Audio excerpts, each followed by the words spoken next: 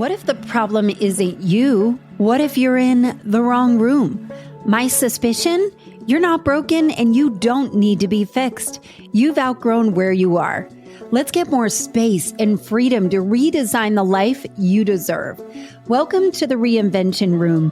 I'm Allison Hare, podcast launch strategist for ambitious leaders, and we are rethinking everything we've been taught. Part pop culture, part real talk, and all smarter ways to live life on your own terms. Before we get into this episode, I need to be real with you. I am almost tearing up just thinking about the woman you're about to hear from. And in fact, I open the podcast interview and just have a full-on breakdown. Ciara Burton isn't just a guest of mine. She has been a lifeline, a mirror, and a catalyst for change in my life. And from the moment I encountered her work and started connecting with her, I felt seen in a way I hadn't before. Ciara is known as the life coach for moms, but her influence goes far beyond that title. She's helped countless women break free from the grip of anxiety, perfectionism, and the relentless pursuit of doing it all. I know that you might be nodding, hearing that, like, I know this woman, right? Through her unique approach, she has guided mothers to reconnect with themselves, to trust their inner voice, and to find peace amidst the chaos.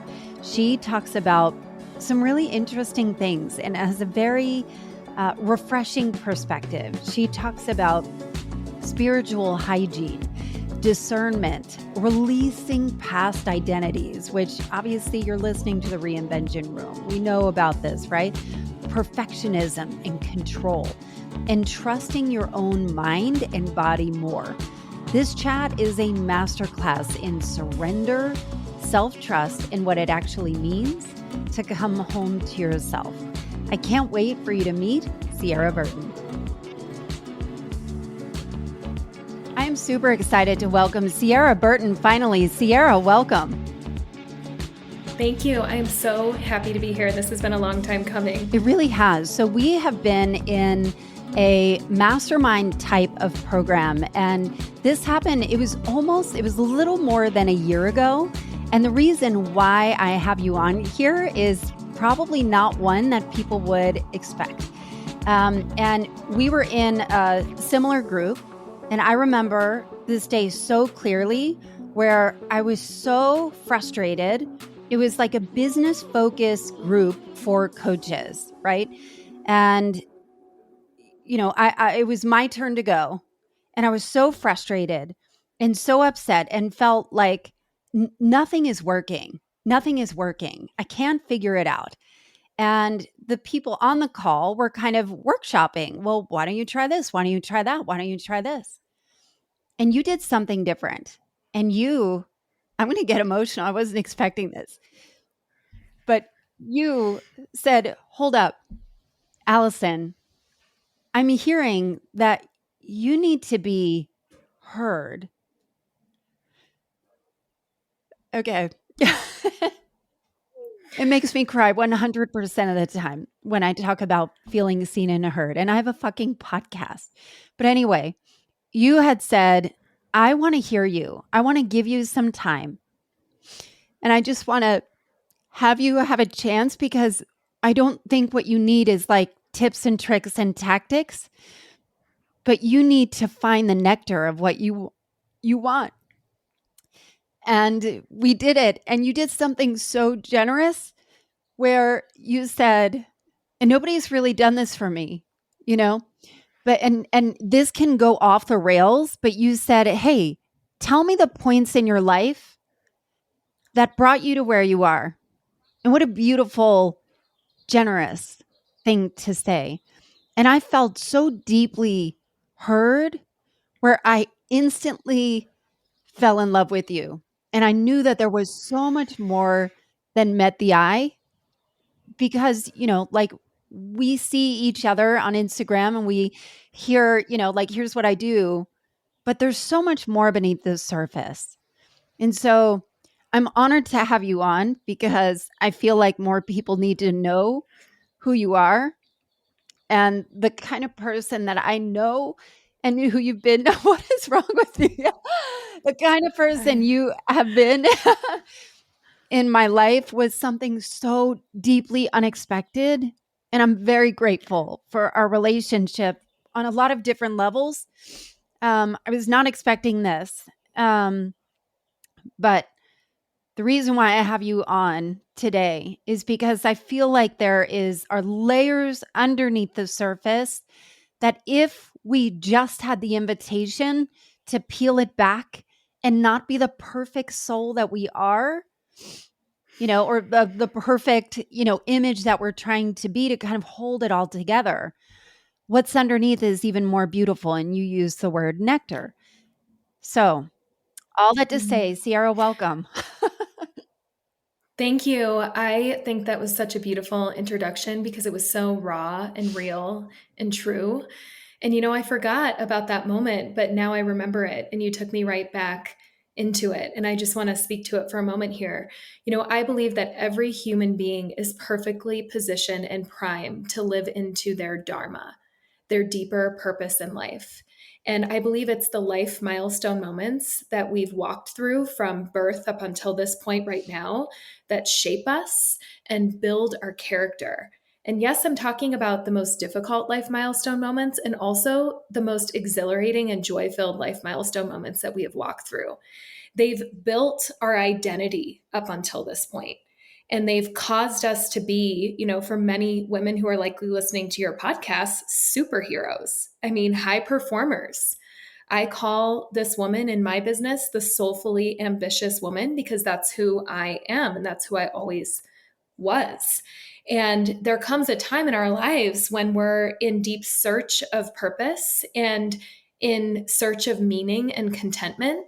And sometimes people think it lives out here, in the next plan or the next idea, and it may. But what I like to help people do is slow down and drop into their heart and kind of look at where has my life led me so that I'm in this moment right now. And perhaps those life milestone moments have shaped my path for me to give something in this now moment to people who may need what I have to offer. And so it's more of like a discovery and a opportunity to drop out of the heart or out of the head and into the heart.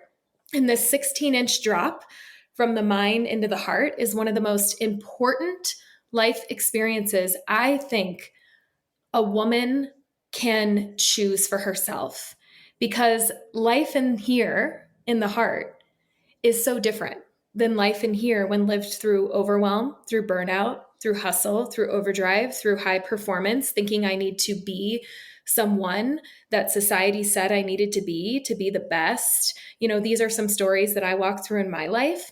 And I say cancel to all of that. Because when we learn how to let life live through us, through our heart, we become a blessing onto others. But we have to drop the masks, let go of all the filters that we live through, and start walking a journey where we actually get to know who we are. And getting to know who we are is not an experience of turning to the outside world to ask, who am I? It's more of an inward journey where you actually start to reflect, who am I really and why am I here? And I think these are really important life questions to ask ourselves. And once you get connected to your heart, you start to walk this path of learning how to become your own best friend, your own best advocate, where when you feel lost and uncertain in life, you just go in. You go in. You don't go out. You don't go to the therapist or the psychic or wherever you go. You actually consult yourself first to say, what is it that I know I need to do now? And you develop an ability to listen in to the wisdom that's living within you. And this was the most impactful aspect of the journey that I walked that led to what I believe is an awakening, where I now consult wisdom and can hear myself more than I could hear myself before. I trust myself now. I feel I have my own back, which helps me believe that God and the universe have my back. And this really builds confidence and a feeling like I'm right where I need to be, even if, some things in life are not ideal yet, right? Or even if I'm walking through something hard, I still feel like there's purpose in it. And almost as if the obstacle is presenting another pathway for me to learn and grow as a human being and as a soul so that I can activate my next calling, the next higher calling for me. So I'm speaking about this experience of dropping out of the head and into the heart because I feel like that's what I offered to you in that time that I held for you. It really was a feeling of she already knows. She already knows what it is she needs to do now. And when we were in this coaching group, everybody thinks they know what's best for you. And that was, my heart was just saying, oh no, give her a chance. Give her a chance to know what is best for her. But I think The wisdom is already within but you. that, Ciara, Mm-hmm. is the beauty of what you do, that it is more of Yeah. giving space for people to curious about. You are just coming off of a retreat with Dr. Joe Dispenza, which is like the retreat of all Mm-hmm. retreats when it comes to like mindfulness and, kind of empowerment, those kind of things, healing, as well as you hosted your own retreat this past weekend. What is buzzing through your head right now? What is top of mind? Oh my gosh. Do you know what? Nothing. And that is so beautiful. To be in a state of present moment awareness, to be in a state of gratitude, love, and awe, and to be swimming in that essence, that vibrational frequency, and to not be in a place where my mind is thinking, where I'm hustling and squeezing the juice out of every minute in my day. I shared with you right before coming on this podcast, I'm just like floating around my home, vacuuming and cleaning. And that wasn't because it needed to be cleaned, it was because it brought me joy. And when we learn how to connect to the deeper levels of our layers within our heart, and we can find ourselves in a place of presence that feels good, which a lot of people are filling the space. So when they find space, they fill it right away. And when women work with me in my programs, I say to them, because they love personal development, turn off all the podcasts, which is kind of ironic because that's what we're doing here right now. But really what I mean is turn off the noise. Turn off the noise, and even turn down the music. And if you're going to play music, I recommend playing music without words and begin to create an environment where you can really hear yourself, where you can relish in your own energy. And sometimes it's not going to feel good, right? And that's where we have to work through some of some of the sticky energetics that maybe you've been avoiding. But eventually you'll get to a point where even cleaning your house feels good. It doesn't feel like a chore or another to do. So that's really where I'm at right now. I'm in a state of openness. I'm in a state of communing with my own heart. I'm in a state of listening. I'm in a state of loving. I'm in a state of gratitude. And I hope to hold it. And what I know to be true is, states of being are temporary, and we have to learn how to create them. We have to learn how to find them. So, learning how to come back home to ourselves again and again and again is really where medicine lives. When I say medicine, I'm speaking to the awareness that a lot of people look for the pill. Now we have pills to like lose weight. We have pills to focus. We have pills to do all the things. But what people don't realize is the body actually has the ability to make medicine. But we have to learn how to shift our state, because if our heart is not connected to our mind, that's when we start to bring in dis-ease, lack of ease into the body. And that all starts from stress and not knowing how to deeply listen to yourself. So I think that this is where we're going in the coaching industry. I think this is where we're going in the Western medical world. We're going to start to bring in more conversations around bringing the body into a homeostatic state, which means uniting the mind and the heart. And then in my world, we talk about bringing in the soul, which was the biggest part of my journey. Was I could mindset my way out of anything. I was a coach since 2009. I've worked with thousands of people to this point. I was an expert mindset coach, and then I had a home birth, and it was exceptionally hard. I thought I had died within it. And what I realize now looking back is surrender was something I did not know. Tell me more about the The beginning of perfectionist that. in me. Like, were Yes. you Yeah. tell me about the beginning of that. Okay, let me just back up before the home birth.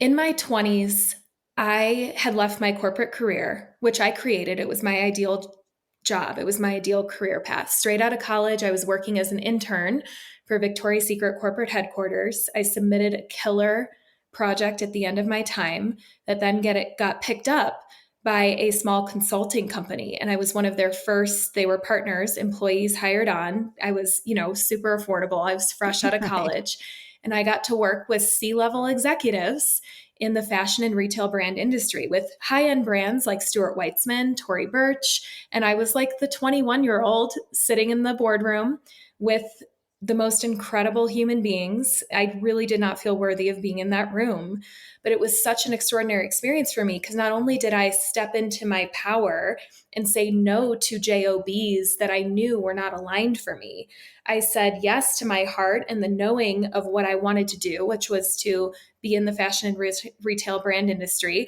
I had to find my voice because I wanted to be heard in the boardroom and step into, my expertise, which really was connecting to the 20 somethings in the market and learning how to bring luxury products to them at the time. And, as I got to be in that career, I got to work from home. So it was kind of the first taste of entrepreneurship because That's the kind of a people big who deal founded the in companies, they work 2009. from home. It was a huge deal, especially as a 21-year-old or so. I got to go to the gym in the middle of the day. And so I knew I was never going to go be in the office after that. But my former boss, who was a mentor, she was in the holistic health industry. And meaning she was passionate about things that I didn't know about, like brushing your teeth with baking soda instead of regular toothpaste. And I would watch her in awe. She would do these Ayurvedic cleanses. And I was dealing with the diagnosis, polycystic ovarian syndrome at the time. And I had been dealing with it, wrestling with it for a few years, developing beliefs like I'll never be able to get pregnant. There's something wrong with me. Who's going to want to marry me? All of these beliefs that were not good. And on top of that, my mom struggled to bring me and my sister into the world. So I had all this evidence that having babies and starting a family was going to be hard for me. Okay, so watching my mentor get healthy inspired me to basically heal my body from polycystic ovarian syndrome.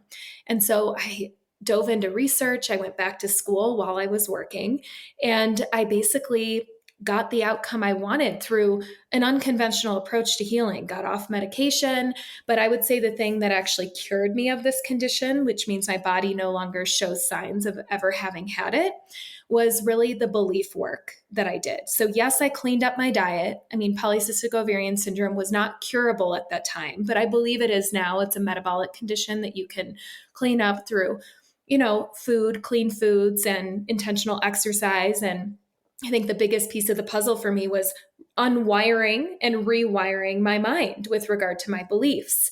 So I remember, this might be a little woo, I remember, this is before books were written about this, by the way. It was like 2010, and I'm sitting in Malasana squat under the light of the full moon. And I was just like praying. And I'm like, dear God, if nature has the ability to operate in perfect rhythms, and the moon is full every 28 days, and there are things that happen in nature that are like in perfect rhythm, and I know my body can find its perfect rhythm without medication. And I just prayed to get a regular period. And sure enough, my body started to attune to nature's perfect cycles, and I was able to get a regular period. And then at that point, it was a couple years, I was really working on beliefs. And I said, bringing a family, bringing kids into this world can be easy. It is part of my future. It is who I know I will be, a mother. This can be easy. And it was, but I really had to believe it. And so now I'm really passionate about teaching women to rewire their belief system, because we're operating in life with these sneaky beliefs, and they're rooted in simple beliefs like I'm not good enough. But I'm not good enough has like 100 different thoughts that branch off of it. It turns a woman who feels like she's not good enough overcompensates. She's like the perfectionist. She's the one who's going to like submit the A+ work when all that's being asked of her in her job is average, C+ work, a little above average, right? She's like the superstar. And so as we journey, I'm approaching 28, and I felt like, I was reaching so much success in my career as a coach. And here I am, pregnant, ready to bring a baby into the world. And I truly felt like I had made it. Like I reached this pinnacle, this destination where life looked good and it felt good. And that is sort of the cosmic joke because everything's going to crumble from here. Just so you know, like warning, we're about to crumble. We're about to hit the deck, palms up to the sky, dark night of the soul moment. And, this is what I really help people see that success is not a destination. I thought it was then. I did everything I could. I cleaned up a relationship with my father, learned to love him without changing him as an alcoholic and someone who smokes, cigarettes. I let that go. I learned to love him anyway. That was huge for me. And in this home birth experience, there was such a significant turning point for me. I really had to let go of this need to control, this tight grip that I had even on this birthing experience, and I couldn't do it. And the birth was long and hard. And my midwives were so sweet. They were like, "Oh, honey, this is just birth. It's like an initiation." And so finally, I got to the point where I couldn't endure, the pain anymore. And I just said to myself, "Okay, I'm ready to die." And I just let go. And what do you think happened? Things picked up. It picked up, and my oldest son started to come through. And so what I learned after that experience, because now I'm left feeling so broken, I started to question God. I questioned things that I felt I would never question before. And I'm holding this baby. I don't have a community of mothers around me, and I'm feeling lost and uncertain of how to take care of him and take care of myself. And the next 3 years was really me essentially like getting to know the new me, the me who needed to learn surrender, the me who needed to get into right relationship with God, the me who needed to let go of control. Essentially, I was like playing God in my life. I didn't even really realize that. And so I felt like I kind of started over and I had to rebuild myself. My memory of that time in my life was I was sitting in a war trench. If I was a cigarette smoker, I was like smoking cigarettes, drinking alcohol, just like feeling sorry for myself. And I blamed my husband because I was like, how does he not know the pain and suffering that I'm enduring on a daily basis? He gets to go to work and he gets to come home and he has a life outside of this experience. And I don't. I felt like I lost myself in my identity. And so my work started to take new shape and form because how the story ends is eventually I find my way into my own heart. And there's some kind of medicine there. It's so powerful when you get out of the head and you stop mindsetting your way through life and positive thinking, and you just learn to drop into the heart and face the unhealed matters within it. As you do, you unlock power, you unlock purpose, you unlock clarity, you unlock vitality, you unlock life force that sort of just starts to guide you in the direction that you're meant to head in. So I know that this might be a little long-winded, but that's kind of how I got to where I am. And it's been 10 years now since that experience, 11 years since that experience. And I like to live in this place of life is happening from me versus this experience of life is happening to me, which was where I was then in victimhood, feeling lost, feeling sorry for myself, blaming my husband, feeling like nobody got it, nobody got me, etc. I don't live there anymore. I found a new emotional home. And that emotional home fuels me in my day, fuels me in my parenting, fuels me in my marriage, fuels me in my friendships, and fuels me in my business. I'm curious about where the control came from. All of us have stories, predominantly high performing women who are tend to fall in the traps of perfectionism and overly controlling things. You know, I'm curious as to why that was for you. Oh, well, I know why that was. As a young child, my parents divorced and I was the firstborn. And when my mom was sad and navigating her dark night of the soul experience, I stepped into more of a mothering role, taking care of the things that needed to get done and my sister and just trying to make sure we were okay. I kind of stepped into a caretaker at a young age. And I kind of felt like if I stayed on top of it, we would be safe and everything would be okay because I felt like my mom was dropping the ball at that time. So I stepped up and in. And so my success paradigm was if I can control it, it's going to be okay. and we're going to experience whatever success was at that time. Like, we're going to be okay. Success was like rooted in, I feel safe, right? If I can get this outcome, we're going to be safe. So basically, I was relying on my own human willpower and stepped into more of a mothering role at a very young age. And when I say young age, I'm talking, this is like before middle school. So maybe 8, 9, 10, where the years, my parents' divorce was really long and drawn out, and they hid it from us. So they didn't share it from us. So I was the little girl listening in the vent, from my Mm. bedroom, trying to understand what was going on because I could feel it as an empath and as someone who is really sensitive to energy. I knew what was happening without knowing what was happening. So I'd stay up late and I'd have a little journal, a little notebook, like a detective notebook, and I'd write down things that I would hear because I needed to understand why things felt like they were falling apart. Why it was that mom wasn't really there, when she was there right in front of me. She wasn't there. She was up in her head trying to make sense of the life that she was living at that time. And so I became a detective, and then over those next few years just like really stepped up because that was how I felt we would be safe. Someone needed to step up and in.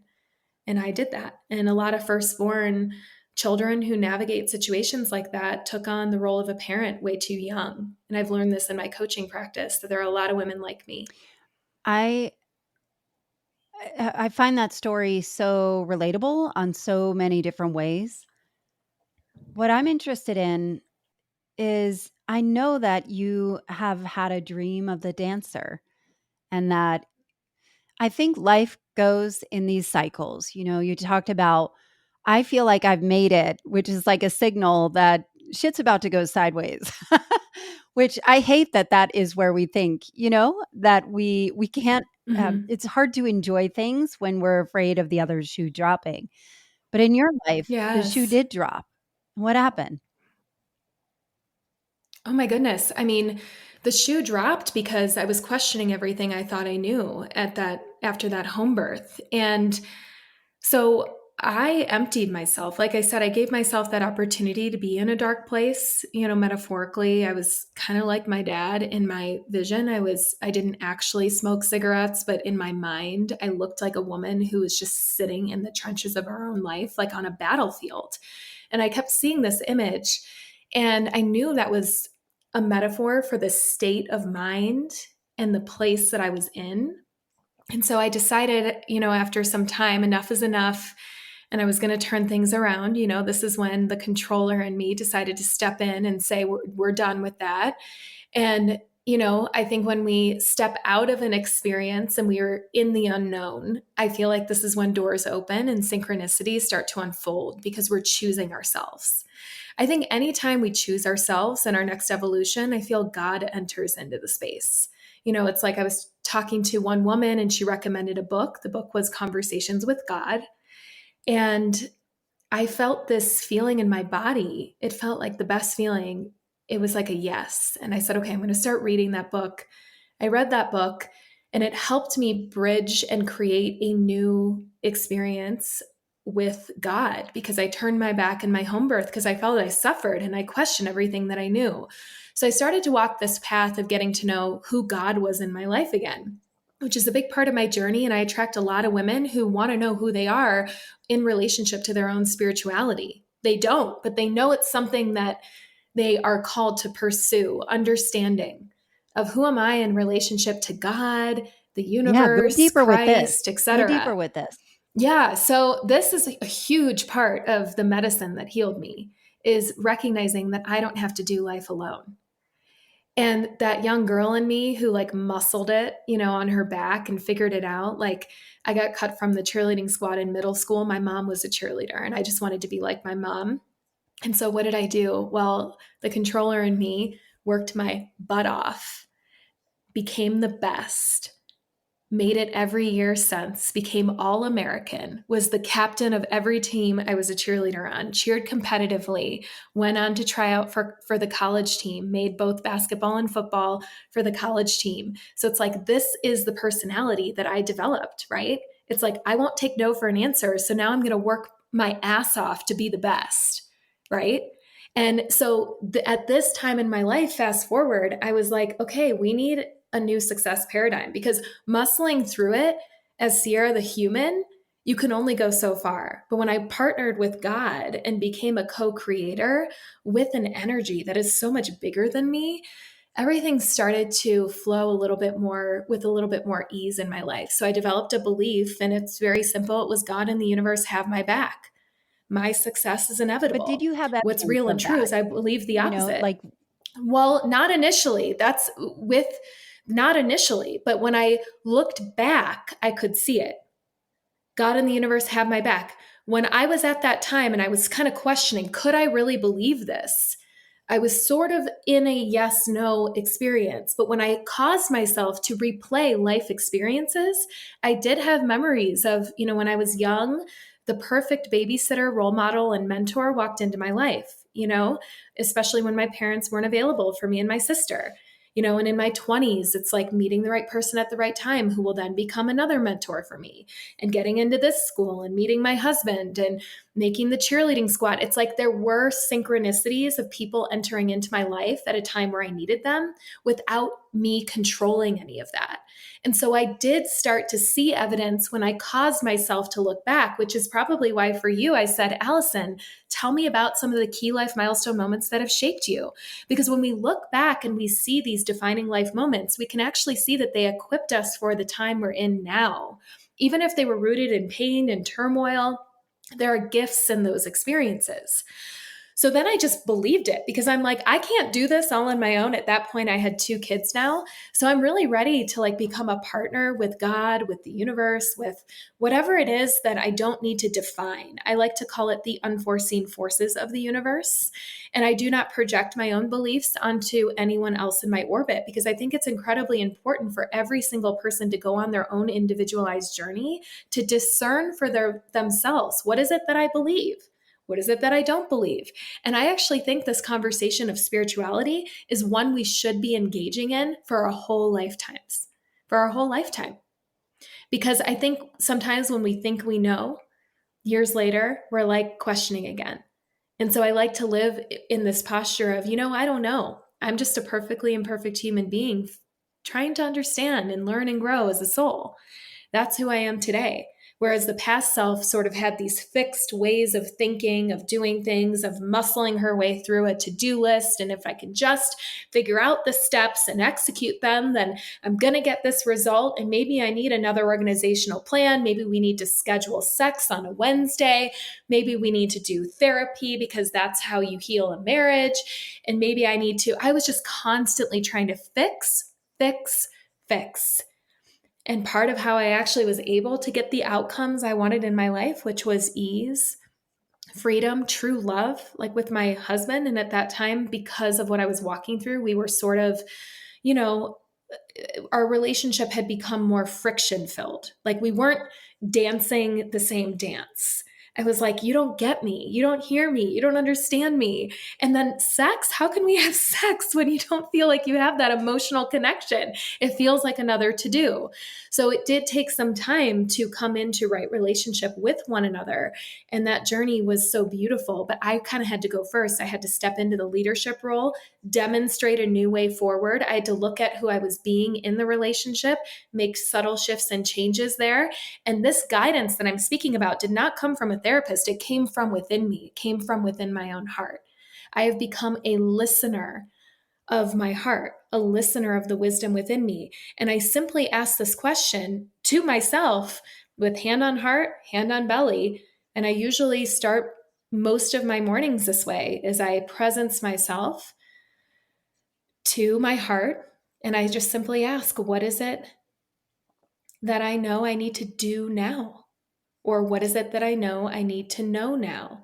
And if you just sit for just a couple minutes, truly even 1, 2, or 3 minutes, and you sit in that question, yes, sit in that question without trying to, quote, figure it out, the answer will just fall into your awareness. And it may be unexpected, but if you learn to listen to your heart and the wisdom pouring through you, you will develop kind of like a strength or a muscle where you're not going to so easily grip onto what everyone else says or thinks you should do. You're actually going to start to take the lead in your own life.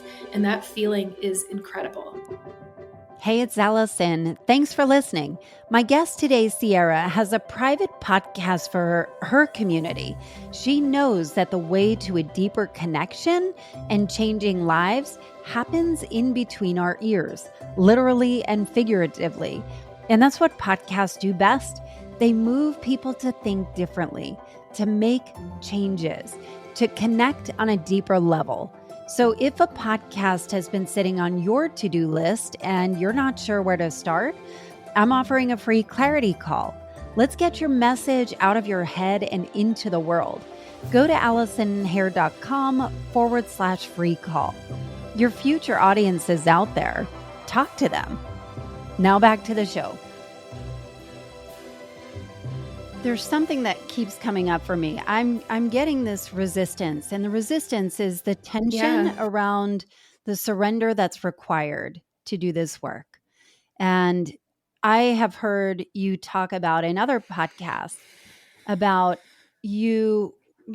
essentially raising your fist to God saying, "Are you even Yeah. real?"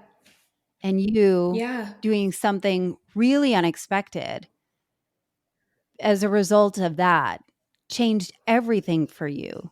Do you know what I'm talking about? Yeah. Would you like Take to me there, please. elaborate? Is there? Well, I think it's the Yeah. Maui thing. Oh, yeah. Oh my goodness. Yes. I mean, when I started listening to my heart, my friends, it was like, wow, I was taken on a journey. And when I say that, it's not like it was all happy. It was like there was a crumbling of the old life that also happened, which is why I call it the dark night of the soul. There was a moment when I started to listen to myself that an invitation came my way, and it was to go to Maui uh, solo. I had a little baby at home. It was one, though, that my body was like a yes to, and I didn't Did it come know out of the nowhere? woman who was kind of, but not. It's like the synchronicity I described earlier, it like came through a friend who knew this person, who knew that it was a full circle moment. And that's why I felt like I needed to be a yes. But at that point, my husband and I met when we were 20. So, and we lived in Europe for a little bit and we had our habits. He booked our travel. We did everything together. I didn't even have like the Uber app downloaded because we did everything together. He would just like book the car and do the things and book the plane tickets. So it had been so many years. At this point, I was in my early 30s. And I just looked at my husband and I was like, I have to go. I need to spend some time with myself to understand what's next for us and understand what's next for me and understand what's next for really my life and how to get back to love again. Because at that point, he had developed patterns in him. He got to experience anger, which was not him. He is patient and kind, and he is a loving man just very naturally. That's who he is. And because we had both stuffed down our true feelings and didn't know how to really connect on them, I became defensive and he became angry. And so I knew that I didn't want to raise kids in an environment where we were arguing. We weren't those people. He got angry and he would occasionally slam his hand down on the table, and we both were shocked by it. Like, I don't think he had control over that. And so when I went away, I was really looking for quiet to be able to think through what my next steps were. And I didn't really know, like, was I going to stay in the marriage? Were we going to make it? Were we not? I was questioning all of this. So fast forward, it's time to go. And it's time to go to Maui. I had just newly been studying the gene keys, which is a whole topic we could have another podcast on. But I got to start to see there were threads in who I am and in my life's work. My life's work is actually transformation. Of course it is. It's what I Yeah. do in a space for others. And the highest expression of my life's work is transfiguration, which means in my presence, you will fully complete cycles and patterns where they will not rule and run you anymore. But the shadow aspect of my life's work is oppression. And at that point in time, I was living in the shadow. I was feeling oppressed. And I remember booking my Uber and feeling like I can't go. And I was like, no, go, just like get in the car, one step, get in the car. So I got in the car and the tears just poured down my cheeks the whole time. I put my sunglasses on. I was walking through the airport. I felt like I didn't even really know how to get on a plane by myself. Like it had been so long since I had lived as an independent woman as Ciara, not Ciara as a mother or a wife. I was just me. On this trip, I was me. I was reclaiming my sense of self. So I'm crying the whole time. And it was as if the energy of Maui, which actually is heart energy, heart medicine, was working on me, was cracking me open. And I had my journal open and I was just asking questions. I was like, Dear God. And this is what I did when I was 12, or 11, as I was crying in my closet and my parents were fighting downstairs. I wrote in my journal, Dear God, are you even real? Help me to know what is next for me. Allow me to know that there is a purpose for my life because I cannot do this anymore. And here I am, 31. Dear God, here I am. Here I am. Help me to know where I'm called to go from here. And for 5 hours, I'm not even in Maui yet. I just write and write and write and write. And I felt like I was unlocking codes, wisdom, awarenesses around how to fix my marriage, around how I could be the mom I wanted to be, how to come into right relationship with my mother-in-law, how to basically become her, which ends up being the title of the course that I will later put out. I was realizing I was channeling something for me, but this was just the beginning of me stepping into, I would say, Ciara with a capital C, the woman that I am, not the child who was living in these victim patterns and these stories, of why is this happening to me? It was me stepping into my power as a soul who's here for a reason. And so I arrive in Maui. And of course, as synchronicity would have it, it was like the Uber driver was like the perfect one for me. And when I arrive at the destination, I bump into the one woman I met on Instagram before I even got there, like literally collided with her. And it was like, I really felt God's presence on that trip. And I really felt this knowing that I was going to be okay. And I just needed to keep being curious and being in pursuit of what was next for me. And spending time in quiet was really what I needed to be able to hear myself above the noise that I had become so accustomed to listening to.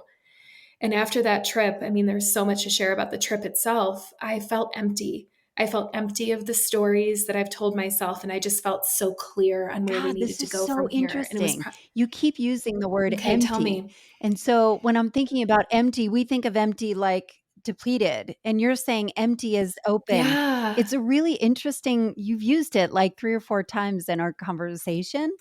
And I love that Mhm. framework of what does it look like to be open to receive, empty to be filled. Yeah. Yeah, and you can probably see it in my face and experience it, You're glowing. in this conversation right now. I have energy. I feel loving. I'm not depleted. I feel like I have an abundance of energy to share, and vitality is coursing through my body. And I feel like you can create that by just putting down the character or the old identity Hmm. that used to run, that used to drive in the vehicle that is your life. When you can let go of the identity and the character and you can learn how to just be you, it's like the most liberating feeling ever. You work with a lot of women that are in this space where they are releasing old Oh, yeah. identities. What do you notice is a common trait, and how do you help them see their own power to unlock it? That's a big question. You're right. I work with, the soulfully ambitious woman. I attract a lot of women in corporate who are totally burnt out. They have nothing left. They're feeling lost and in search of purpose, yet they're living their ideal life, the life that they wanted, and they got it. And on paper, everything looks good. We know But in this. their We know this, body, listener.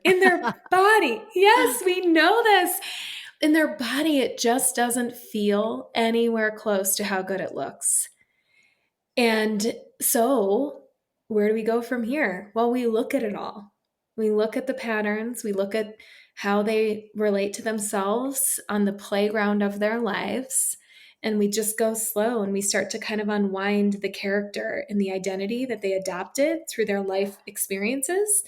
And we start to see it. When you can see it, you can heal it. When you get to know your patterns well, and when you start to take full responsibility for your life and what got you to this point right now, you can change almost anything. And it doesn't mean you become a different person. It just means you unlock more space within you to Hmm. love and be the change you want to see in your home, in your friendships, in your marriage, in everything. Be the change you wish to see. To become an embodied leader in your marriage, crazy. That means you're not waiting for him to step up. That means you're calling him forward. It is so beautiful to not feel victimized in relationships, or to not point a finger and blame him and say something along the lines of, you need to do this more and you can't do that. When you become an embodied leader, you just start to kind of learn how to love unconditionally. And as you embody that, the people in your space will meet you there. It happens really without a lot of words. And it's one of the most loving ways we can be to our partners and to our children. It's just like a generosity that can pour through. And when you start to connect into this, you yell less, you're a lot kinder in the home because you're taking care of yourself. You're taking care of the deeper parts of you. And when you do that, you're less reactive. You're less you're less angry because you actually feel good within you. A lot of women come to me thinking that the job is the problem.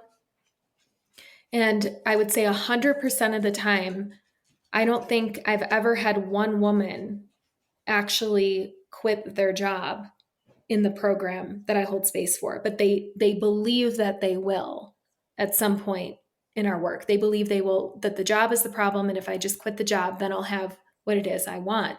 And I say, "Oh no, the job is actually the perfect playground for us to work with, because I want to see how you experience yourself in your job." And then we just start to notice the patterns and we shift the patterns. And then the job starts to work for that person. And 4 weeks into our program, we don't even talk about the job. We start to talk about other things that the client didn't even know she needed to talk about. So, for example, what am I passionate about? What are some hobbies that may light me up? How do I ignite creativity? Ciara, what does that even mean? Creativity as an adult? I don't even know. How do I bring life force into my body? These are the kinds of conversations we have once we sort of get them out of this paradigm that they're living I in. love the pattern side of things, but I'm wondering when you feel like you are kind of trapped in the lifestyle of go, go, go, go, go, go, go, where there is so much doing and so much doing in service to your job, your, spouse, your kids, the community, all the things that you've said yes to.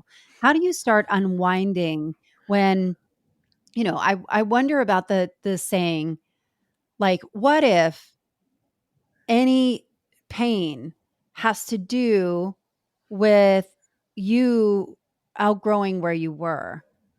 Like, you're just in the wrong container potentially. I wonder if there's truth to that. But I also wonder, as you start to realize the dissonance, how do you start to unwind when you feel like you have no space? Let's go slow with this one. So, with anything in life, you can either start doing something new, or you can stop doing something that isn't working for you. So, in this conversation of saying yes and no, which is what you brought up, is you were giving me an image of a woman who says yes to a lot of things.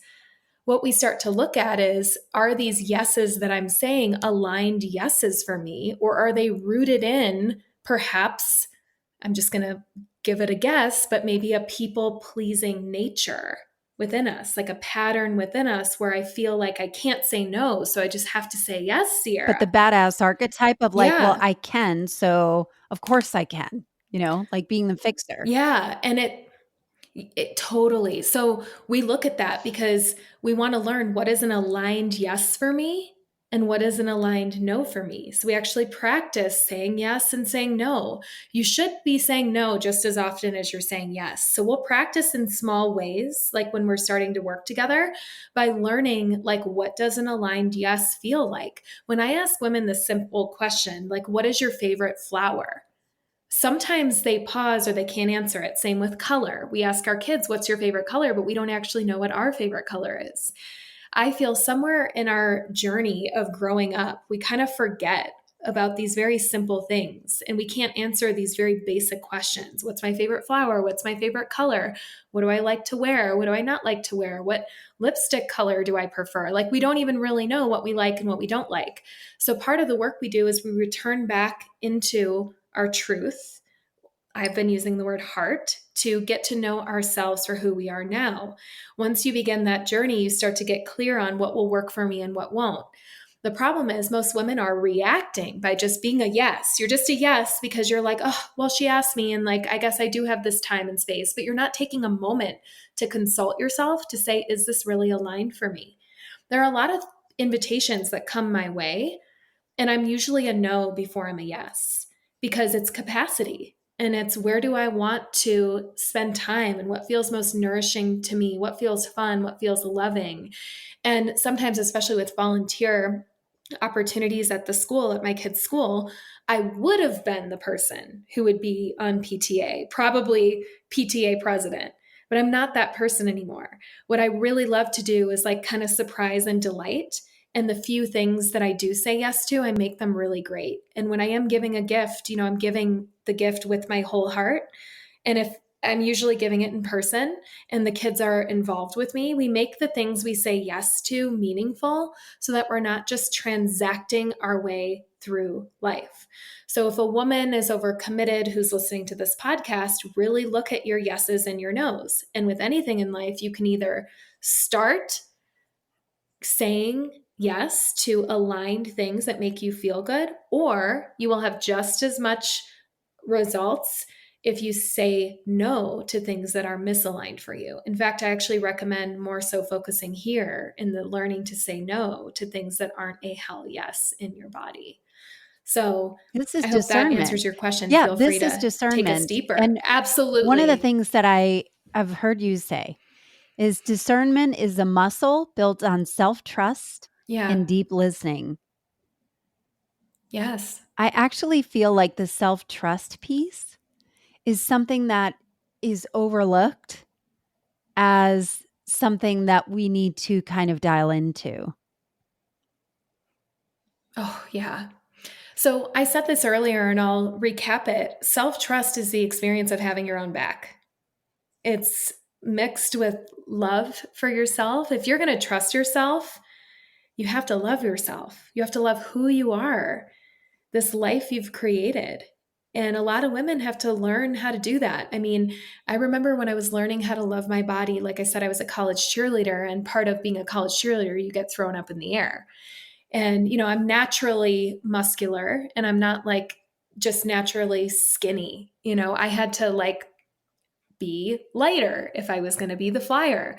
So I had eating disorders, that developed at that time in my life. And as an adult, as I was learning to love myself, I really had to go on a journey of like learning to allow my body to even be in its natural weight, which meant letting go of control over food and all of the little tendencies that I had, like, you can't have that, you can have that, you can only have this, you absolutely cannot have that. I had all these rules because the perfectionist and the controller has all these rules around things, right?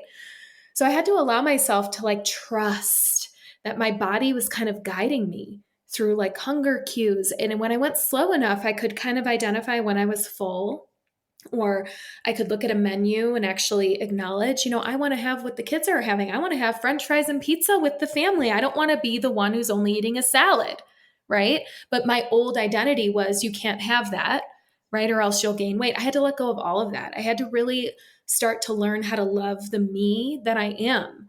And I remember even getting in the shower and like slowly washing my body almost as an act of self-care, just being like, I love you, like to my legs that I used to hide and not wear shorts, because I didn't want my muscular legs to show. It's like I was in the shower, just like loving the body parts that I had shamed for many years in the past. And over time, this got easier. I just started to like appreciate and love myself. And this is a huge piece of self-trust. So self-love and self-trust are interconnected. And then I brought in this whole other conversation around learning how to have your own back and becoming your own best friend. It's a journey. And you can go as fast, into this journey as you want. I recommend launching full speed, into this experience of self-love, because when you love yourself and when you trust yourself, anything is possible. Doors will open for you in the most unexpected ways. When we're moving through life feeling insecure, full of doubt, feeling small, it's like those doors aren't opening for us. We're kind of forcing or prying them open, or we're putting on masks and we're telling stories to justify being enough, but it's not really how we feel inside. So, believe it or not, the highest vibrational frequency, even higher than love, is authenticity. How can you be authentic if you don't love yourself? A woman who doesn't love herself does not really know herself. Authenticity is this deep love for yourself and this willingness to want to bring your light forward. To bring your light forward in life is a true blessing you give unto others. When you can learn how to be yourself and to let your own light shine in a room, even without words spoken, it gives other people permission to do the same. Oh, Ciara, When, mm, can we pause for a minute? yeah, let's That's pretty pause. profound. I'm feeling it. Yeah. I'm going to do this for you. Yeah. What do you know that you Thank you. wish other people could know?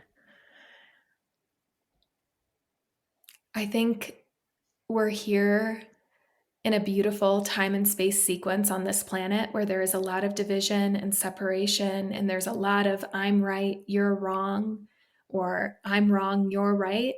And I actually believe that those of us who are aware that we chose to be here at this time, we are the ones to bring love and light into all of the spaces and places that we are choosing to be in. This means the drive.